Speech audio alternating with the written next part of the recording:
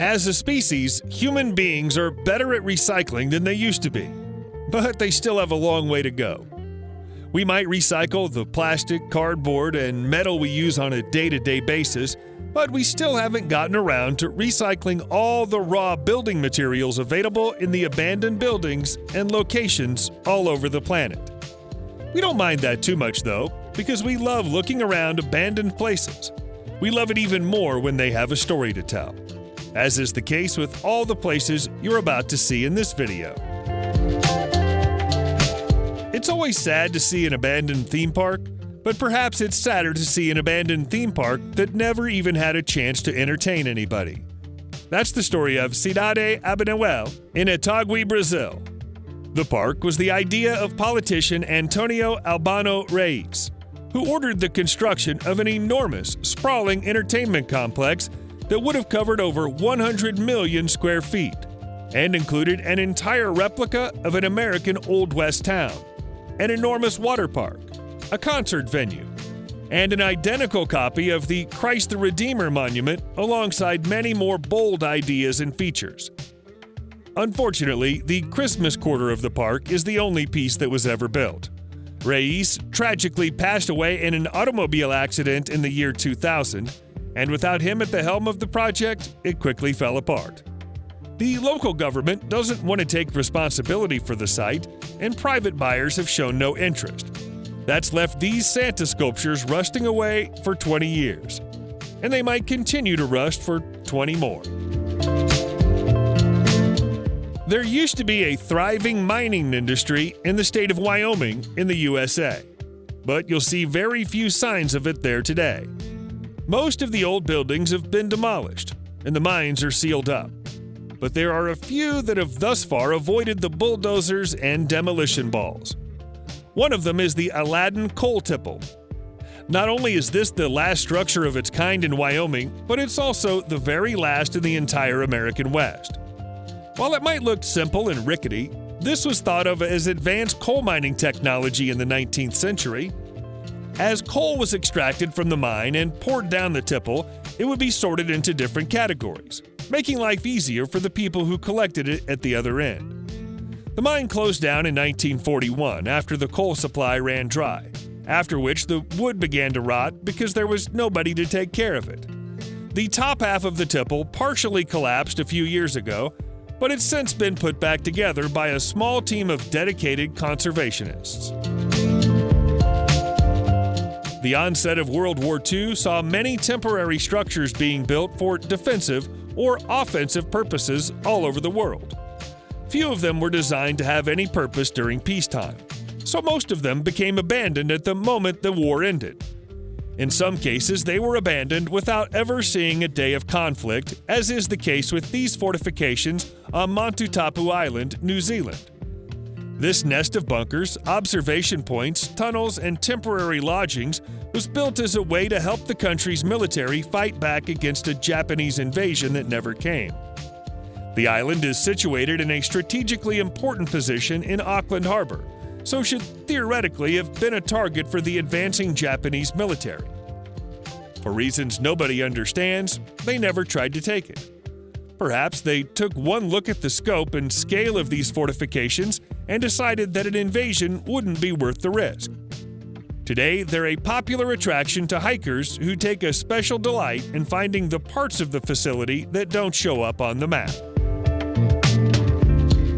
Take a walk along the coastal region of Kamchatka in Russia, and you might stumble across this half-ruined apartment complex, which looks like it might topple over and fall into the sea at any second. These aren't the crumbling remains of a long-forgotten hotel, though. There's all that remains of what was once the fishing village of Kurovsky, which was founded in 1907. It's incredible to think that an entire fishing village could vanish from the face of the earth in barely over a century, but it was a victim of the drift net disaster of the 1950s, which saw Japanese fishing vessels taking more and more fish out of the sea and leaving little behind for coastal fishermen to take. Unable to compete with the Japanese, the fishing industry in Kurovsky collapsed, and the village was officially abandoned in 1964. A replacement town called New Kurovsky was built a few miles down the road, but that too was abandoned in 1987. I suppose there are two lessons we can learn from this. Never assume that natural resources will last forever, and never build a settlement called Kurovsky. We've only just discussed the topic of abandoned structures from the Second World War, but there are almost as many abandoned relics of the Cold War littering the United States of America and the former territories of the USSR. Here's a whole Soviet nuclear base that's gone to rack and ruin in Breznica, Kolonia, Poland. Hardly anybody knows this abandoned facility is here, but that's not really surprising because the neighboring village has a population of only 200 people. Back when the base was open, there were far more. In fact, a whole secondary village was built to house the 300 soldiers who were based here, along with their families. The region's forests were the perfect place to hide a facility like this, so Polish workers spent 6 years between 1972 and 1978 building it before handing it over to the Soviets, who gave it the code name Object 3002 and used it to store nuclear warheads. Such was the top-secret nature of the base that nobody really knows how long it remained operational for, but it's thought that it became abandoned in the early 1990s after the fall of the Soviet Union. Speaking of abandoned nuclear power plants, here's one in North Carolina, USA. But this isn't actually a real former nuclear power facility. It's actually the remains of a movie set built by director James Cameron when he was shooting The Abyss in 1989. Modern-day film crews would probably use CGI or special effects to create an enormous base like this today, but that really wasn't an option in the late 1980s, so lavish sets like this had to be built instead. It was standard practice, and probably good manners too, to tear down film sets after shooting came to an end, but for unknown reasons, this one was left standing, and is still standing today, even though it's starting to fall to pieces. The area was originally supposed to become the Cherokee nuclear power plant, but when that plan fell through, Cameron snapped up the site and used what had already been built to create his film set. Even today, there are rumors that a real working plant will be built here, but such is the state of decay that set in on this one, it would probably have to be torn down completely before a new one could be built. King's Cross in London, England is known for its huge train station, which Harry Potter fans know as the place where it's possible to get trains to Hogwarts from the hidden platform 9 3/4. That's not the only structure you'll find at King's Cross, though.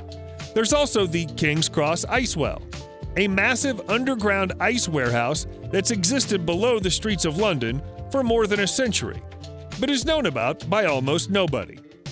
Back before refrigeration and freezer technology were commonplace in England, this is where the residents of England's capital city got their ice from. And it was an expensive luxury available only to the wealthy. If you were seen enjoying a drink with ice in your glass, it was a sure sign you had money. This particular warehouse was built by Italian entrepreneur Carlo Gatti in 1847, who found fame and fortune as an ice cream manufacturer. It stayed open until 1904, by which time it was much easier for the average person to create and store ice. After that, it was briefly used as a horse and cart depot before being abandoned completely. More recently, it was reopened to the public as a museum. Returning to the United States of America, our next abandoned location is the Nautilus Foundation in Monticello, Florida. Had everything gone as intended with its construction, it might still be open as a sanctuary for artists. But instead, it's become something of an unconventional memorial to the person who built it. The Nautilus Foundation was the dream of Francois Boucher, a contemporary of Albert Einstein and polymath who was known for his eccentricities as much as he was for his intellect. He viewed the foundation as a place where he and his fellow academics could meet, drink, smoke, and come up with grand theories and new works of art. He started building it cinder block by cinder block during the 1970s and managed to finish the living quarters, gallery, lecture hall, and library before he passed away. By that point, he was living inside the structure and was even buried next to it after his passing. The building is now privately owned and off-limits to the public, although the owners don't appear to be doing anything with it. Legend has it that some of Boucher's greatest works are still contained within its walls. It's difficult to describe anything built by the Nazis as beautiful, but there's certainly something striking about the Winkle Towers of Zosen in Germany. You'll find a few of these pointy structures, which have been named concrete cigars, all over Germany. But the biggest collection of them all clustered together is here in Zosen, just outside Berlin, where the Nazi Supreme Command Center was once located. Aside from looking imposing, there was a practical reason for building the towers in this distinctive shape. Architect Leo Winkle believed that they'd be hard to hit for bombers in the air, and even if a bomb did land on one of them, it would slide down the sloping sides rather than exploding on impact. He was mostly right about that. Although bombs were dropped on many of the towers during the war, only one of them was ever totally destroyed. When Soviet troops moved into Germany to demilitarize the country in the aftermath of the war, they destroyed as many of the towers as they could find. But most of the ones in Zosen were left standing for reasons unknown. The next location on our list is in Sarajevo, Bosnia and Herzegovina, and has served a few different purposes in its past.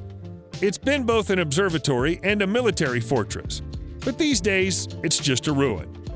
Back when it was used for stargazing purposes, it was called the Kappa Astronomical Observatory. Long before that, it was an Austro-Hungarian fortress, offering an unobstructed view across the entire city of Sarajevo from the top of Mount Trebovec, and being used for military observation purposes during both the First and Second World Wars. The Orion Astronomical Society took possession of the building after the Second World War came to an end, and by 1972, it was the most significant observatory in the whole country, full of state-of-the-art technology. It might still be working today if it were not for the outbreak of the Bosnian War during the 1990s, which saw the building damaged by stray gunfire and shelling. It's been unoccupied ever since, leaving the nation without a single working observatory. There's a campaign group within the country trying to get it restored, but sadly, they haven't made much progress thus far. Thankfully, medical science has progressed a long way from the days where we used to round up everybody who had an infectious disease and take them to a remote location where they couldn't infect anybody else. We can still see evidence of that practice in the remains of former leper colonies, like this one in Abedes, Spain. This is the leper colony of Erico, hidden on the south coast of Tenerife.